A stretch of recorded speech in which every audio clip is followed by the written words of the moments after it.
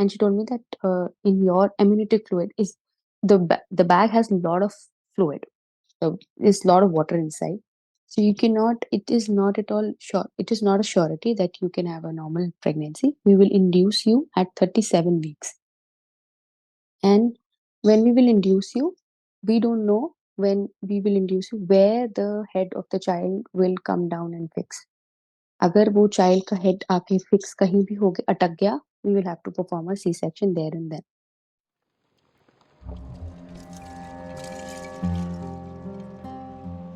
This is the Birth Agni podcast, the fire that brings us alive, that burns myths and opens a channel of authentic natural birth stories.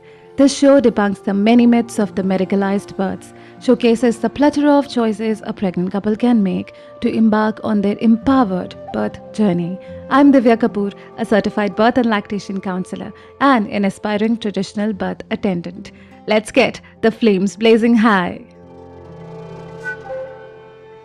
Cesarean sections have risen in the last 5 years in the country, and this information is not new for you, especially if you're listening to this podcast precisely to find the information that helps you be able to achieve and approach a normal natural birth. I'm going to read out a journal from BMC Pregnancy and Childbirth on variations in the prevalence of cesarean section deliveries in India between 2016 and 2021, an analysis of Tamil Nadu and Chhattisgarh, 2 states in the country. The prevalence of C-sections in India increased from 17.2% in 2016 to 21.5% in 2021. This study examines the variations in C-section prevalence and the factors correlating to these variations in Tamil Nadu and Chhattisgarh. What is interesting about this study is it clearly tells you what are the reasons that cesarean sections have risen, and at the end of it says that despite all of that, we are not very sure of what really are the reasons that cesarean sections have risen. But if I read out this study to you, you, as an avid listener of the podcast, will be able to make out for yourself. I also want to make an announcement that the 2 programs that I run, my running childbirth classes, registrations for it are open for May. They are called Own Your Birth and Traverse the Labor Land. The information, the details of it are not on the website. So how you register for them is you go onto the website, go birthagni.com/contact us and register your interest there. You will be emailed the curriculum in your inbox, and therein you will be able to find a way to book a discovery call with me if you're interested. The difference between these 2 programs is that Traverse the Labor Land program is a crash course. It spans across 6 sessions, 6 plus sessions over 6 weeks. And this is to help prepare you to traverse the labor, to be able to go through labor, birth, breastfeeding, and early postpartum. All these sessions are designed for you to understand the labor physiology, anatomy, pain relieving measures, everything that you need to know about labor and birth. This is ideal for people because I do get a lot of mothers who come to me towards the 3rd trimester. So if you are in your 3rd trimester, you can explore this. This is also suitable for people who come in only to learn about all this in the early stages of pregnancy. Although the 2nd program, which is Own Your Birth program, is carefully designed to help you navigate pregnancy, labor, birth, breastfeeding, and postpartum. What's unique about these programs is that these programs give you authentic, unbiased information about how labor and childbirth happens, basis my experience of sitting with women at births, at home births. So, this gives you all that I've learned as a traditional birth keeper included in these childbirth classes. Along with it, you get complimentary support throughout your pregnancy whenever you join the course. Both of these have their own different sort of extended support facilities available, which are in the course itself. So if you're interested, do go to the website and sign up. I'll go to the results of this study. It says the odds of cesarean deliveries among overweight women were twice than those for underweight women. Women aged 35 to 49 were also twice as likely as those aged 15 to 24 to have C-sections.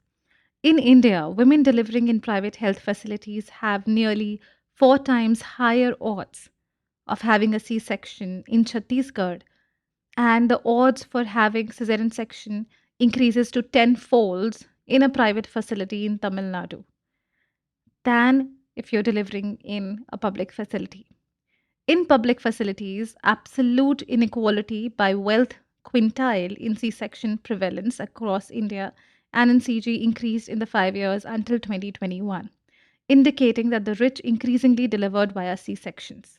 In private facilities, the gap in C section prevalence between the poor and the non poor narrowed across India.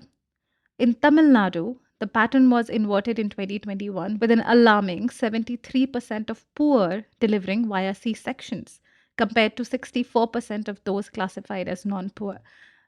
The gap that has really reduced in people having cesarean sections among poor and non poor, however, they've really defined it, is that now poor people who were having home births, people who were birthing at home, and have started using institutionalized care, which began a couple of National Family Health Survey, like some decades, almost a decade before, in our efforts to reduce infant mortality and maternal mortality, like I discussed in one of the previous episodes with Baneen.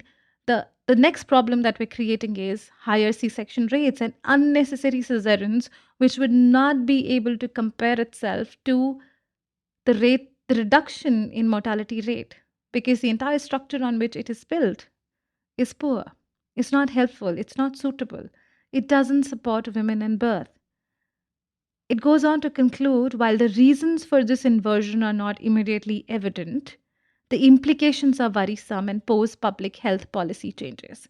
This is where I said, all of you who've been listening to the podcast do know that all these surprising changes, the reasons for this inversion are clear, are logical, are common sense. Yes, the implications are worrisome, but it doesn't require any new public health policy changes. It requires people to really get educated about how birth happens. What is birth? What does that look like? To ask the very basic question, what are we trying to solve here? Then all the efforts that we have taken in the last all these years has really been able to solve the problems. I do want to have a conversation with a fellow birth worker from Goa who will help us understand how research papers are not helping us explain or find solutions to a problem. They're like legal documents. When you read a research paper, you will be able to see it as a legal document. A legal document does not allow you to easily figure out where the solution lies. You have to fish it from the pond. You have to fish it from a dirty pond. Where is the solution? And the solution is written so cleverly that it can be used by anyone in whichever direction they want to. It's so much like a legal document if you look at a research paper. And now on to the story today where Lavanya meets an unnecessary cesarean, and she's one of the first mothers I've met who's very, very clear about what she went through. So, Lavanya, the first time we spoke was, I don't know where it began really. I was thinking before this conversation where we really began our, rant on how the medical system is not supporting women, and your own experience of Right. cesarean was not really Good. good. Yeah. It Yeah. was it was traumatic. So I don't remember where we began, but you were very clear about what you felt in those Yeah. times. You were very clear about how the system conned you, cheated you. So we'll go deep dive into that. But before that, I'd like you to give us a little bit of an introduction about yourself. Yeah. So my name is Lavanya Agarwal, and I'm a mom of a 4-year-old girl. And currently, I'm teaching yoga to students. Formerly, I was appointed as a government teacher in a government school.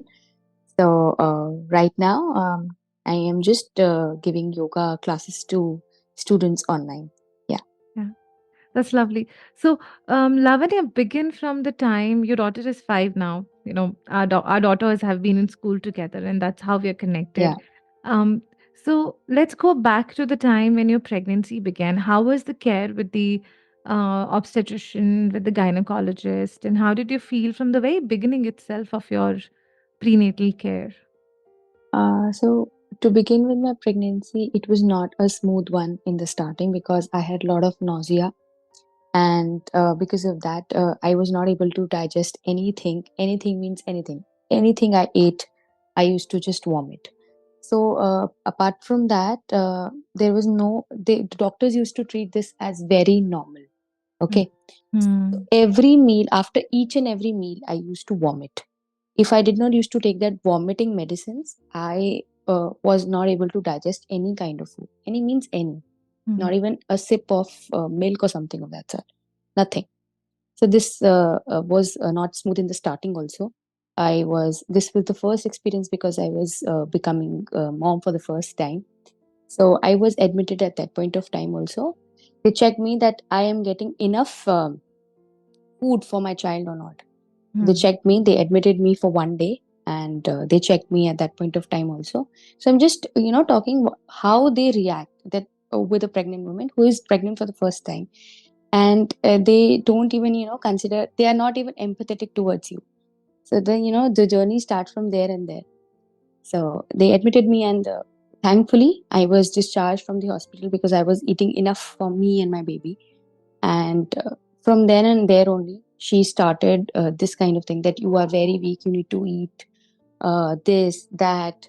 And when I used to like fruits a lot, so I did not Mm. used to like normal food or roti, Mm. sabzi or something. Mm. Said, no, no, no, you have to eat, you have to limit the intake of fruit. You have to eat this only. Mm. यही खाना पड़ेगा और आप कुछ नहीं खा सकते. I said, okay, fine, no problem. Mm. And she said, ki, if this is the condition in the starting, you will not be able to have a normal delivery. How can a medical practitioner, a doctor herself, and a gynecologist can predict in the fourth month that I cannot have a normal delivery in the later months of my pregnancy, in the end of my pregnancy? How can she predict in the starting? That means she had a mindset in the starting only that she is going to perform a C-section with her Mm. patient. Mm. So I didn't understand this in the one. I said, maybe the doctor, we always trust doctors, we Right. cannot distrust doctors. Yep. So I trusted doctor, and begin my treatment, or, my pregnancy journey with the doctor. But that really turned into a nightmare. Everything I used to have any problem with my pregnancy, the first and foremost thing she used to say, if this is your condition, if this is the weakness in your body, you will not be able to have a normal delivery. Then, in the later months of my pregnancy, this, came into my mind. She is not going to continue with the with my wish of having a normal delivery. And it was very, very late on my part that I did not take a decision at the right time. Maybe you can call it as a family pressure or other kind of pressure. But yes, at least I can say that, in the end, what I did with my delivery, I changed the doctor maybe last minute or something of that sort. At least I took a stand. That's brave Uh, to me. if I talk about my early months of pregnancy or my pregnancy journey, it was not a smooth one. Just because there was no care and no concern and no empathy from the caregiver only. Yeah. And were you suggested any diet changes, anything to do with holistically trying to any herbs, anything to work with your No, nausea? no, Nothing. nothing. There was only one medicine that I used to take. There was one medicine which I did take, but she suggested me that develops the brain of the child. Hmm. I am into yoga and something, this natural healing and yoga. I think, there is no such medicine that can develop the mind of the child. This is all gimmick. Hmm. I think so. And were you prescribed this medicine early on itself? Fourth month. Fourth month. And you already had nausea. So when you had nausea, were you taken off some medications? As probably some medications could be causing No, irritation in your gut bacteria. no, nothing, Hmm. nothing. Okay. So it was considered as if your body is not doing its job. Um, and so It's everything is normal. your fault. It's normal, but wherever it is, it's your body's fault that it is reacting this Yeah. way. Mm. And how did it impact you throughout pregnancy? How did you feel about yourself, your pregnancy? Were you anxious? Did I it was add? always anxious, irritated and anxious. Mm. I was not at all happy because, when I'm not feeling fine only, what is there to be happy all about? I Mm. was not at all happy.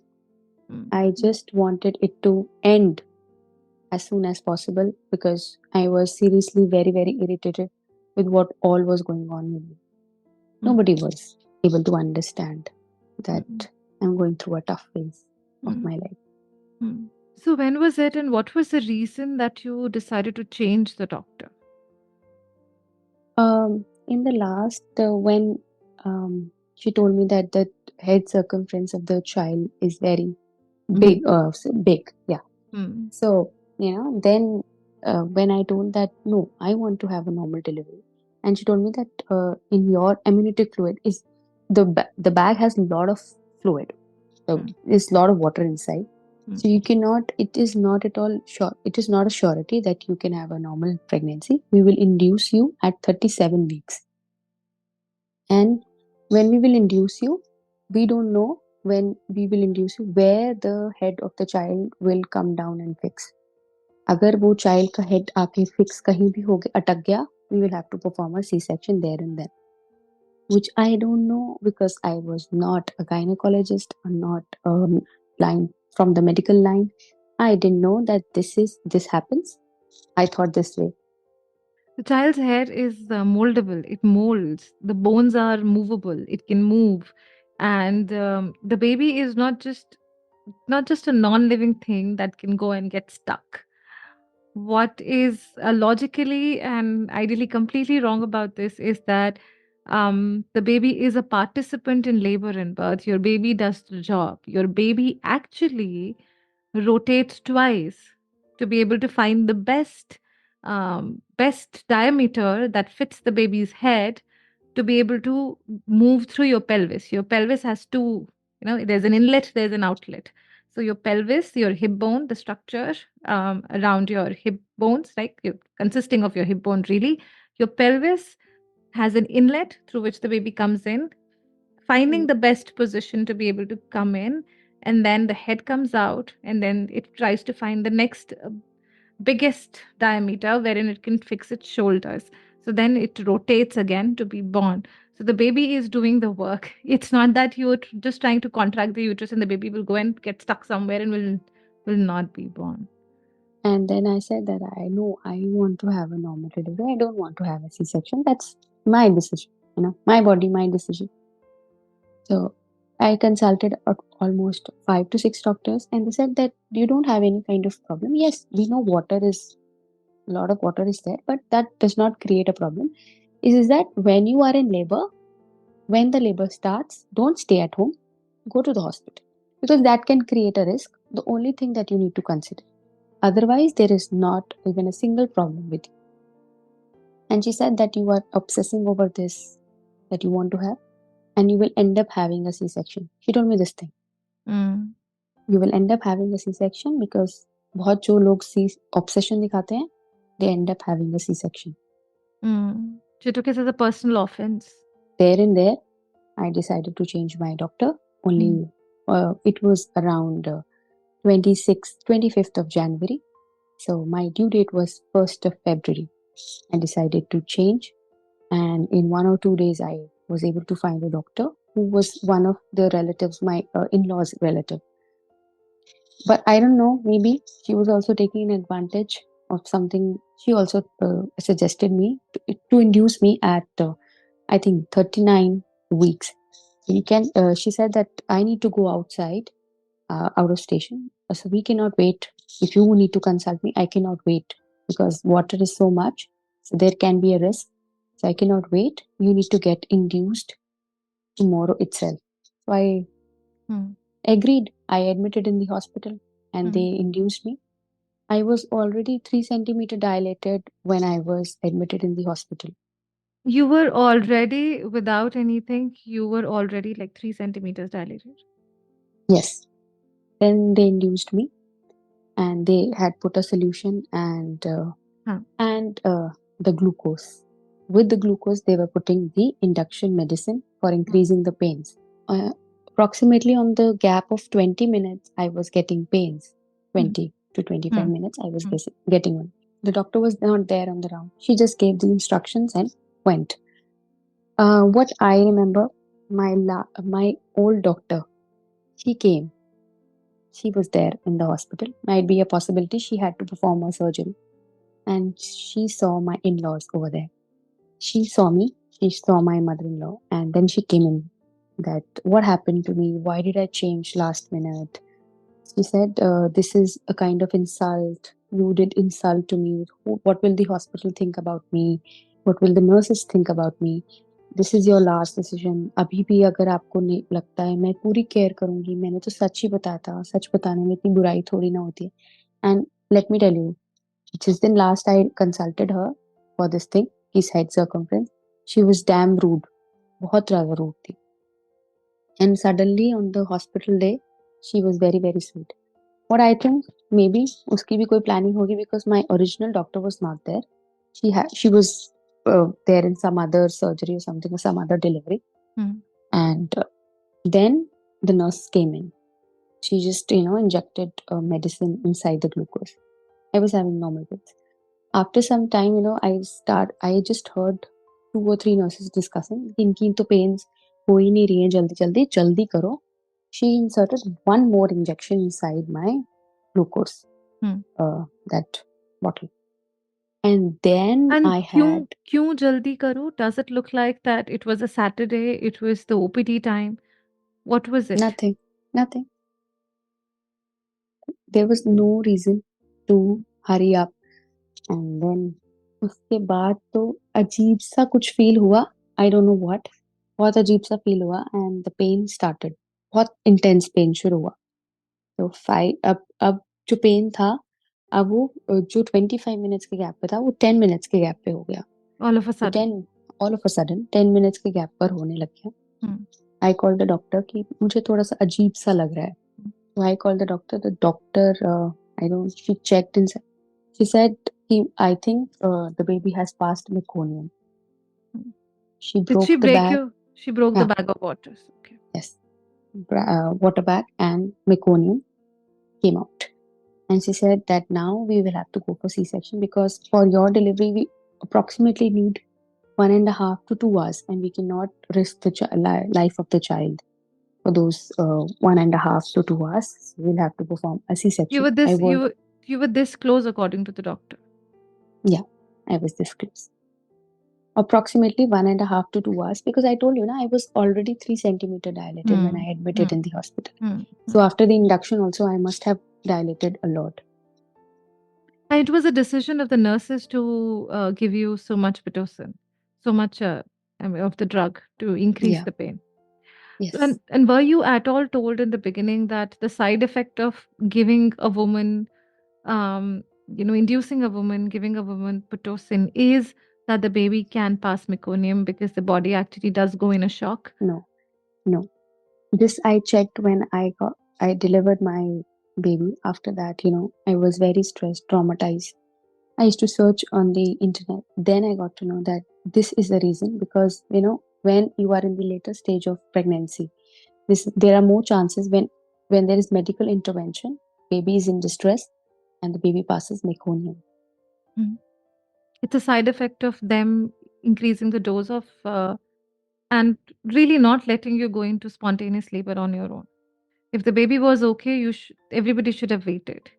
It's not okay to put so much pressure on the mother as well as the baby. And it's common sense that the baby inside the womb will grow better than outside, right? Why do you want to take out the baby sooner? Yeah, Just because you and have to, yeah, and go. earlier they wanted to have the delivery at in on 14 January. I delivered my child after 14 days. They wanted it to get delivered at 14 January. Mm. One And decision helped you. This one decision, last minute decision, at least helped you to get another 2 weeks. yeah, Yeah. I said I don't want to. I want to wait for natural labor. Everybody said your amniotic fluid was high. Do you remember the number? And did you have any other signs of anything else other than just a uh, guess of your amniotic fluid being high? No, Nothing. No other signs. Nothing. No giddiness. No. no. And you told me at one point that the doctor was discussing with maybe a new nurse or somebody who was a student, explaining to the student that your pelvis was big. This was an ideal pelvis for a normal birth. Yeah, yeah. When they teach gynecology to their students, they when they study pelvis, they say that this is the ideal pelvis for a normal delivery, and that pelvis could not deliver a normal child, which is, I think, is sad on the part of medical fraternity. Definitely, definitely. And for them to, did they even take your consent that they will be a student in your birth? Uh, No, I was not even, when I told them that I do not need NST, I need to move around in the room, they did not allow me to do so. hmm, And you know what? They need when they take you for normal delivery, they want your stomach to be cleared. hmm. They did not let me eat anything for approximately 4 to 5 hours. No liquid, no water, nothing. A drip must have gone in with just glucose, thinking that that's the best. You weren't allowed to move. One of the things with induction is also that, although now some hospitals do allow you, and anyway, that doesn't make anything better for you. With inductions, the side effect is they are going to monitor the baby again and again because they know that the side effect of induction is fetal heart rate going down or the baby passing meconium. So, induction is not a chance at normal birth. I keep saying that induction is just increasing your chances of a surgery. At what cost? What's the risk benefit analysis? What was the risk here? Pretty much nothing. What was the benefit of getting the baby out at 39 weeks other than the doctor wanting to go out and not having enough options? Women do not have enough gynecologists supporting women in their choices. Right. It's best to refer you to someone else. If somebody comes to me, I'm not going to be able to be at your birth. Maybe you could consult this other person. Maybe this one. It was just another case. I think they do not feel that it's a woman body who needs to deal with this throughout her life, and they do not take this into consideration that the surgery is a major thing in a person's body. They just Mm, take it as a normal thing, and they don't consider that the 7 layers are being cut in a surgery. And just because of this traumatic experience, I could not heal till 6 months. So mm. 6 months. It took me 6 months to get off that pain that the surgery causes in your body. 6 months. And here we have women who just become absolutely normal in 6 weeks to 10 weeks of time. And I would like to add here how we are treated at birth, be it a normal birth, be it a cesarean, and more when we are duped into a cesarean, when we are conned and somebody has cheated us, it stays with you because nothing adds up right after birth. Nothing adds up. Why did that happen? Your intuition tells you that everything was okay, that something was messed up. They messed up with something. Yeah, Um, and it does impact your physical healing. Just saying that cesareans are safe, so the baby can just be born, is again lying. It's a blatant lie. It's not true. And if a woman is not treated well and there's no informed consent on why the cesarean was needed to be done, the healing of the surgery will take more time. And such was the case with me. I was under PTSD after my own unnecessary cesarean. And it took me at least 2 months to just get the wound to dry up. It didn't dry up in 2 months. I couldn't walk. And there would what same. same? I could not walk, and it was locked down because when I just delivered my child, I delivered her in January.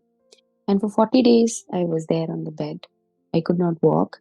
I think when I used to just stand up and walk, I just thought that somebody has kept a pile of bricks on my back. This was the load that I used to have. When I used to walk, I used to feel that there is nothing inside. There's nothing down there. Nothing. Hmm. There's something is missing. I used to feel like this. And for approximately 2 to 2.5 months, I just could not, you know, sleep the way I want to. Hmm. Could not. And my child was totally on breastfeeding. So I used to breastfeed her as well. When I used to, breastfeed while being seated and in the normal position, my stitches used to hurt a lot. I did not used to feel my body. And till now, I cannot feel. If anything, I just pinch myself over there or do anything over there, I don't feel. I think that part is not there in my body. I cannot feel that part. And even this lifeless part over there. You feel it hard and you feel that there is a lot of numbness in that area There still. is numbness in the area. That part is not hard. That's soft. Just because I think I'm into exercises and Hmm. yoga, that is why I think it is soft. But there is total numbness over there. And sometimes where the weather changes, I can feel the pain over there in the lower Yeah. abdomen. It's been 5 years. Hmm. And I cannot plan the second one just because of this. Hmm. Because I don't want to go through the same experience that I went 4 to 5 years back. Hmm. You can make different choices this time, but you need to feel your body back again. There is so much trauma can do to your body, your mind, how it affects your body. There's hardly anything spoken about this. Birth trauma is real, and birth trauma is caused sometimes because of the inadequate care women are getting. It's not inherent. It's not that birth in itself causes birth trauma. It is being done to women. Cesarean is a major abdominal surgery. It has tremendous side effects. Induction, medical management of birth has tremendous side effects. I would not want to go to a restaurant where the restaurant closes in 2 hours and wants me to finish my food in 15 minutes. I would stand up and fight for it. It's sad that um, women don't have support enough, that people around Mm. her, because she's laboring, she cannot fight for herself, maybe. But there are other people who can fight for her, saying that, why are you rushing it? It's so normal, right? The doctor said rush it. It's fine. Maybe there's something better in rushing it. No, I just wanted to continue from there. How was your breastfeeding journey and how were you It was supported? good. It was good because, the hospital provided me with a lactation consultant who taught me latching and everything, and that was very, very helpful.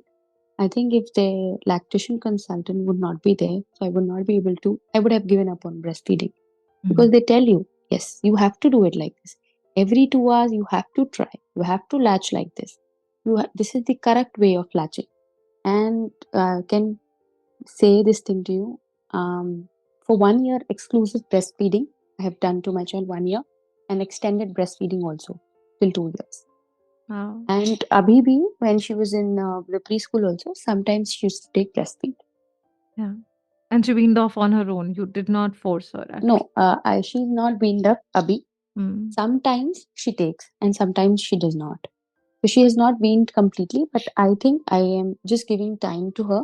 Whenever she wants, she can. I'm not pressurizing her. This is wonderful. And this shows that extended breastfeeding, or really just breastfeeding, right? Human babies breastfeed for 4, 5, 6 years and it doesn't tie you up. Does it tie you up, Lavanya? No, it does not tie me up. But I think people around you Mm. are very, they are very nosy into this thing that, yeah, why are you doing it? And I think that's a mother and a child's decision that Mhm. if they want to breastfeed, if they want to continue their breastfeeding journey, they can continue up to how many years they want to.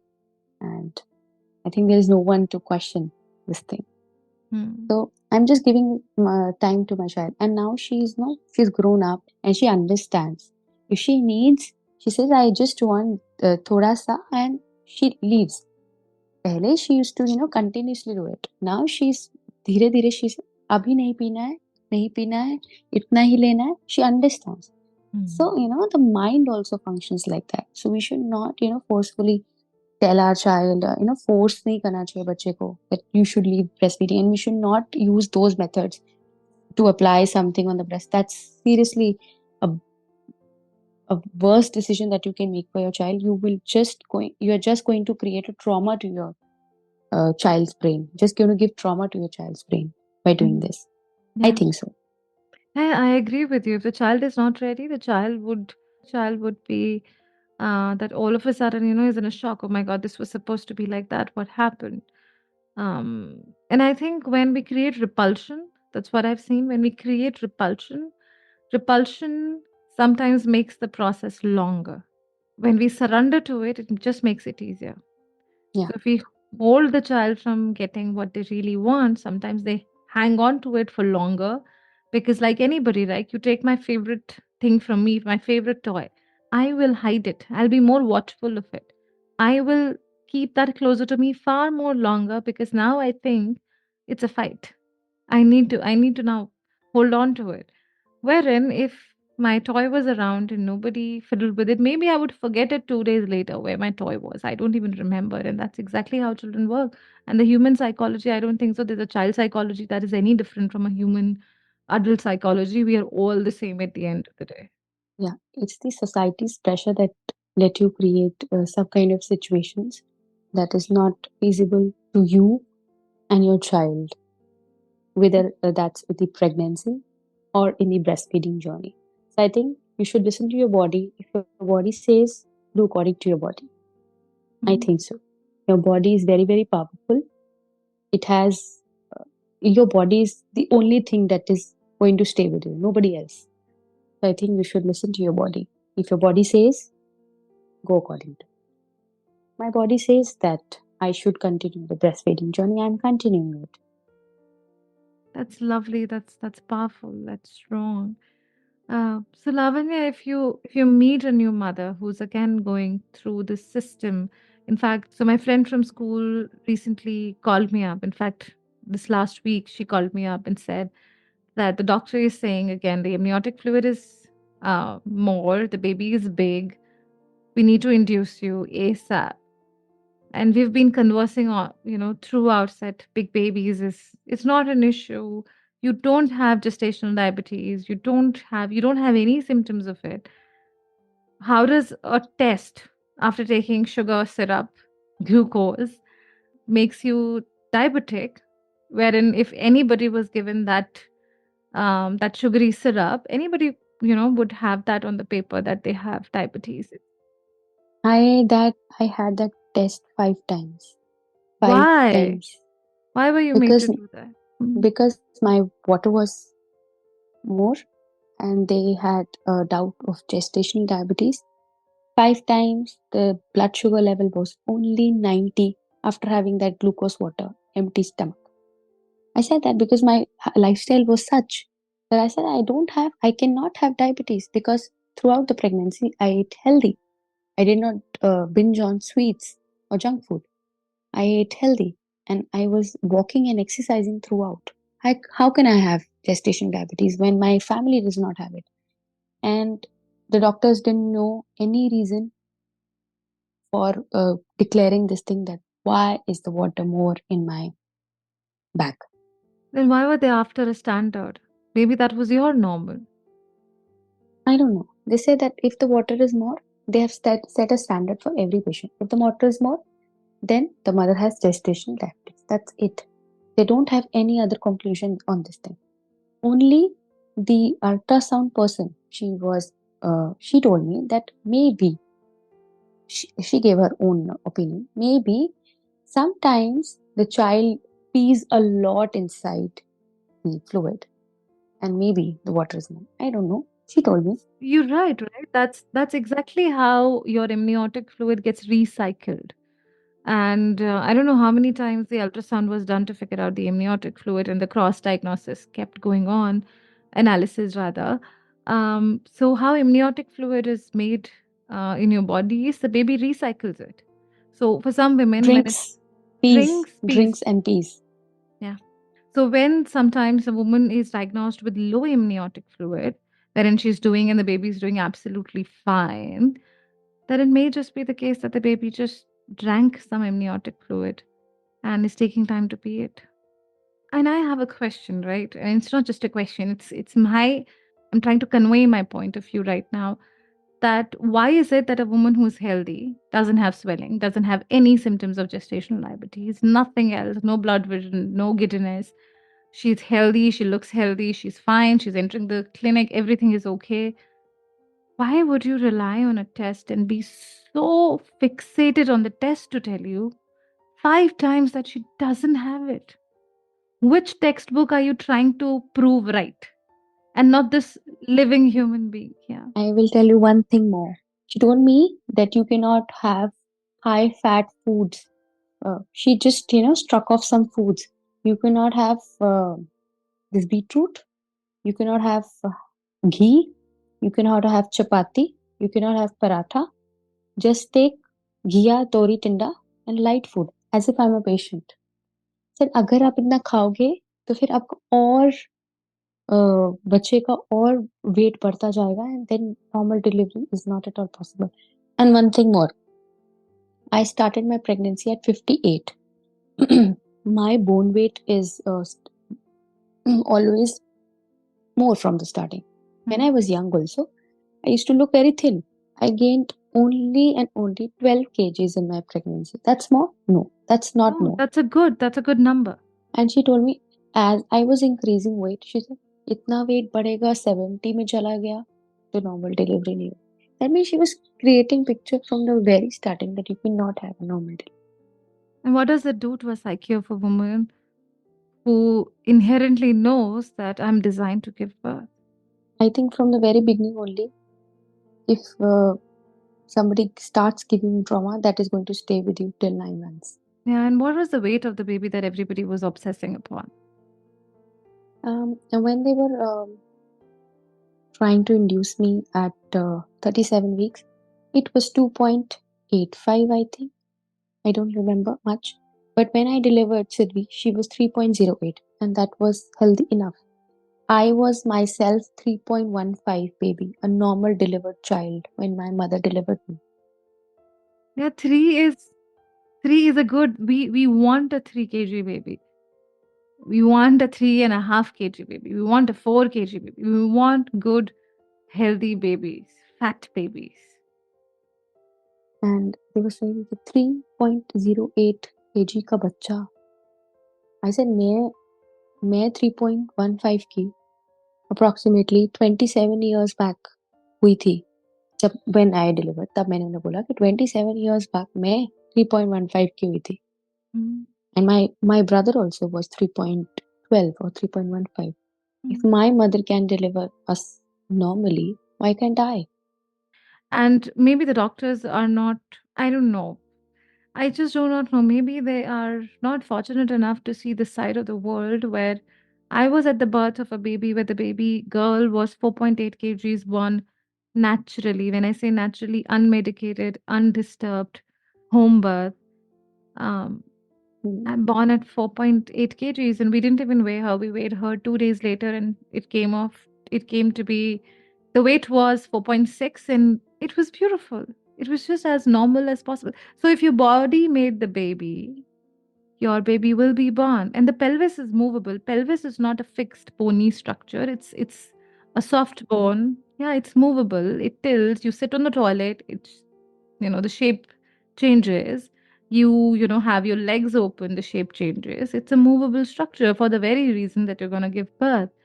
And the baby is a participant in labor and birth. The more the way, the better they are able to equip themselves with the stress of being on earth, Right. being outside. It's sad.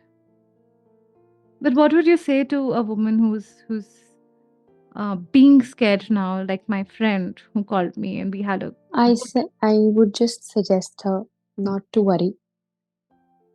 My ultrasound daddy told me that induction कैसे होते हैं, जैसे थप्पड़ बजते हैं एक के बाद एक के बाद एक, थप्पड़ बजने को कहते हैं इंडक्शन. आपको समझ में भी नहीं आएगा, इंडक्शन ऐसे मेस कर देगा.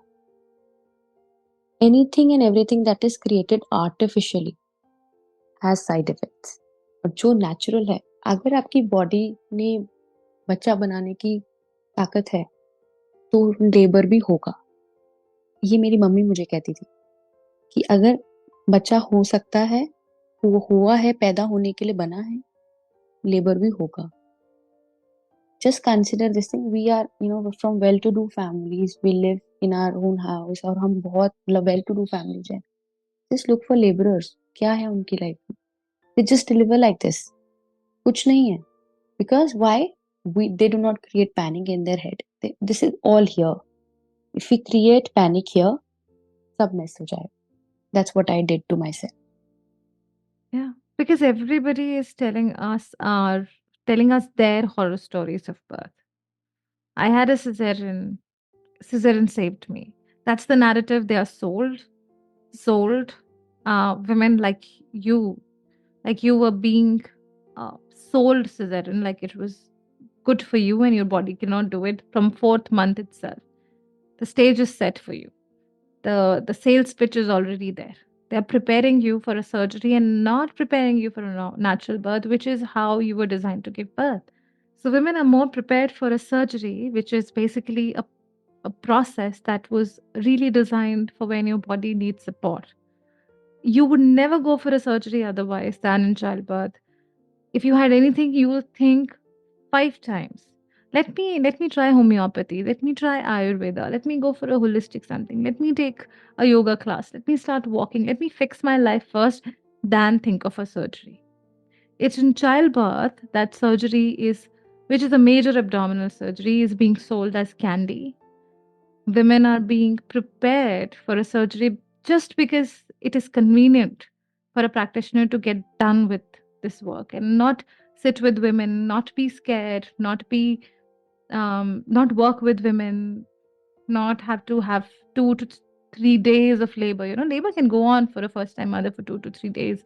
To sit with women for 2 to 3 days, to leave their families, all that heart is missing. Each and every delivery case that I hear now and then, and people say आजकल तो C section ही होता है, आजकल तो normal delivery होती नहीं है. जब मैंने खुद भी डिलीवर नहीं किया था, मुझे ये एक तरीके का वही लगता था कि क्यों, क्या रीजन है? क्या अब टाइम चेंज हो गया? क्या बॉडी चेंज हो गई? बॉडी ने नेचुरल डिलीवरी करना बंद कर दिया है? क्यों, मतलब सिजेरियन क्यों हो रहा है ज्यादा? What is the reason behind? Is that कि हमारी बॉडी को उस माइंड सेट को उस तरीके से बना दिया. Doctors have set in our mind that you can only have a C-section delivery. And what I think, that doctors are like, preparing you, एक dummy बना रहे हैं आपको.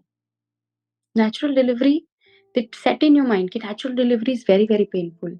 अरे, the first walk after C-section, 24 hours, when you stand and walk for the first time, that's a nightmare. Nobody just tells you this thing. They say C-section is easy way out. How can you tell you? How can you say that it's an easy way out? It's not. Yeah, and birth trauma is real. PPD, postpartum depression, PTSD, post traumatic stress disorder, all these things that are happening today. And everybody's surprised, right? Why do you have PPD? We never used to have it because the births have suffered. Women who consented to their own surgeries sometimes also have all these signs because the body carries the memory of birth. You are uninformed, but your body behaves a certain way. And I'm not trying to generalize here, I'm just putting across my point of view. But a lot of postpartum depression has to do with birth trauma than women going out to work, women who do not want to be with their children. Today, more women are breastfeeding their children than our previous generations. More women are breastfeeding for a longer duration of time, like you, than our previous generations. So a lot has changed. Women want to be with their children. They're making life choices. They are working as well as, and it was always there. Like women, even in the earlier times, were working, and they're working today. Nothing has changed in that respect. That women are working, so they have. Those women have changed. Women have changed. Let's blame it on women and get the job done. It's the birth surgery. 7 layers are cut only in the birth surgery. I've done a lot of research after my birth, uh, my delivery, because I was suffering from PPD. Hmm. And I think nobody in my house was aware of this term, what is PPD. I could not connect with my child. When my child used to cry, I used to feel frustrated.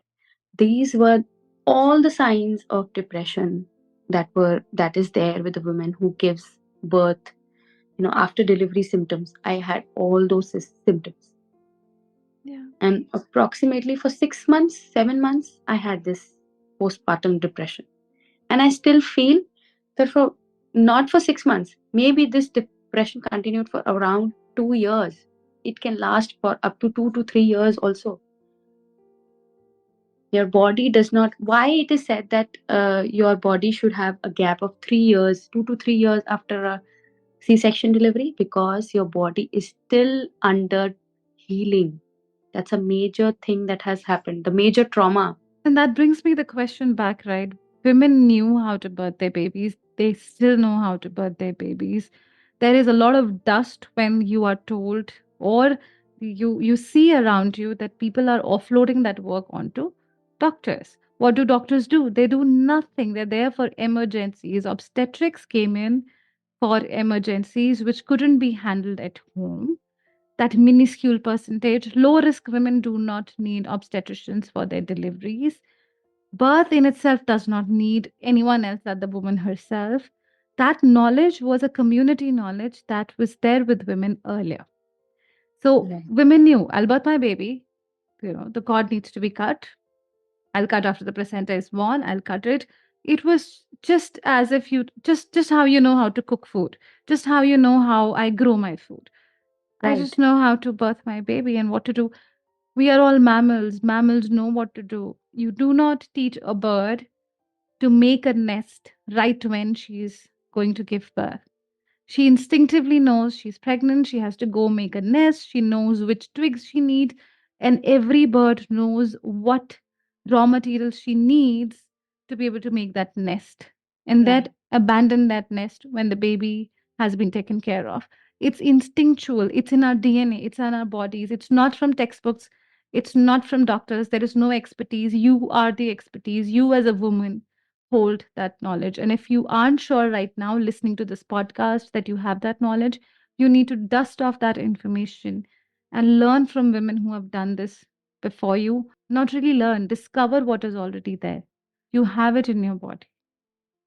Yeah. And there is one more example of my mate who did all the massage and everything.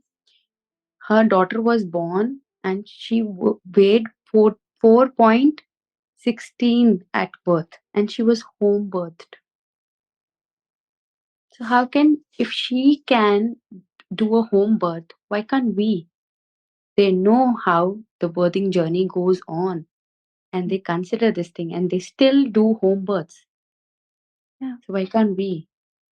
yeah. But in the today's generation, I think if we are going to talk about in if with anybody, if we are going to talk about a home birth or a natural birth, they'll just take it as joke. Will the baby be safe? Will I be safe? Are you safe in the hospital where you cut open at the drop of the hat? After the delivery also, when you gain consciousness, they just leave you here and there. आपको पता भी नहीं होता आप कहाँ पर हो, कौन से कोने में हो. आफ्टर द ओटी, क्योंकि उनको दूसरा ओटी ओटी प्रिपेयर करना होता है दूसरे पेशेंट के लिए. दे लाइंड अप पेशेंट्स, एक के बाद एक के बाद एक के बाद. उनको तो ओटी खाली करना है. जितनी देर में डिलीवरी करके ओटी से तो बाहर निकालना है. ओटी के बाहर आपको कहाँ रखा, कहाँ you don't know, your family does not know you, where are you.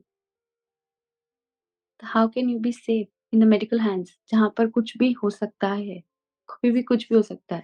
Mm. I'll tell you one case of my cousin. What happened with her? She delivered her first baby approximately uh, 9 years back, only to have a normal birth. She took a chance after 9 years, and she was pretty much healthy. She did yoga on a regular basis and a very healthy woman. She birthed for the second time, and what happened? She ended up having a C-section just because the doctors did not support her decision. She did not choose the right doctor to have a normal delivery after a C-section, a VBAC after birth. vaginal birth after C-section. Could not support, the doctors could not support that decision. And what happened is that after the surgery, her uterus, you know, was not going inside the body. And there are many cases like this. There is, I have studied Ayurveda also, little bit of naturopathy and Ayurveda also, and there is a context over there. You know why most of the women have uterus removal surgery? Most of the those women who have C sections in the past of at the childbirth, at the time of childbirth, end up having a uterus removal surgery. You know why? Because throughout the life their uterus is not at the right position, and they face hormonal disorder because of that, because just because of C-section delivery. It is the heart of a woman. If you remove the heart of a woman, and there's nothing left inside a woman, I think, who has got her uterus removed. It's still it is also a scam like a childbirth. आपकी uterus की line thick है, आपको periods रुक नहीं रहे, आपका menopause बहुत ज़्यादा वो मेनोपॉज आपका नहीं अच्छे से हो रहा है, आपका यूट्रस रिमूव होगा. And as young as 40 years of women are getting their uterus removed. Yeah, it's a scam. It is a scam. There is a book called Dissenting Diagnosis, which talks about hysterectomy, the uterus removal, as propaganda, as a scam. Sometimes it's done to women in the rural areas wherein they do not know that the uterus is removed after childbirth. They just take it out. Copper T is inserted without their consent so that it's a depopulation agenda, but there is no informed consent. There is no, it's just use the woman's body as if it's not human, it's not real. Just go in and do whatever you want with her now that she's at your table. You cannot trust that. And women in the rural areas are at the receiving end of this brutality, but we are no less. Money doesn't give us that power still. If it's happening to them, it can come to us. It can come to us disguised as something else. Yeah. Thank you so much, Lavanya, for Thank this you so much, lovely Divya, time. for having me here to discuss my story and having a lovely conversation on this topic. I seriously kept my heart out in front of you. I think I needed somebody after so many years who could actually listen to this that was going inside for a lot of years. Yeah, I'm Yeah. humbled. I'm honored to hear your story. And you are one powerful mama. Thank you so much. Much Take love care. to you and all the moms. Yes. Thank you.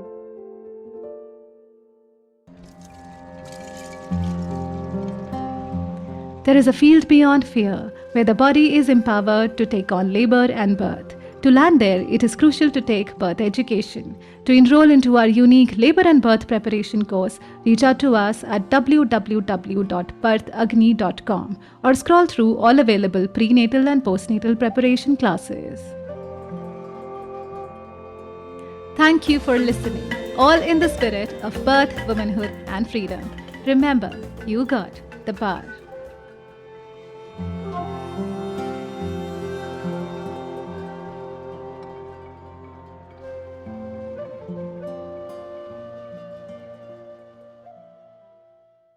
This podcast is about physiological birth and does not offer or claim to provide medical knowledge or diagnosis. Starting a podcast with poor recording tools in the market? It was painful until I found Zencaster. Its high quality audio and video recording, along with the option of a backup, makes it super sturdy and a savior at times. With an easy to use dashboard and super convenient tools for advertising campaigns such as reels and videos, Zencaster is my comfort choice. Go to zencaster.com/pricing and use my code BIRTHAGNI, BIRTHAGNI, and you will get 30% off of your first month of any Zencaster paid plan. I want you to have the same easy experiences I do for all my podcasting and content needs. You may also explore their free hobbyist plan to begin with.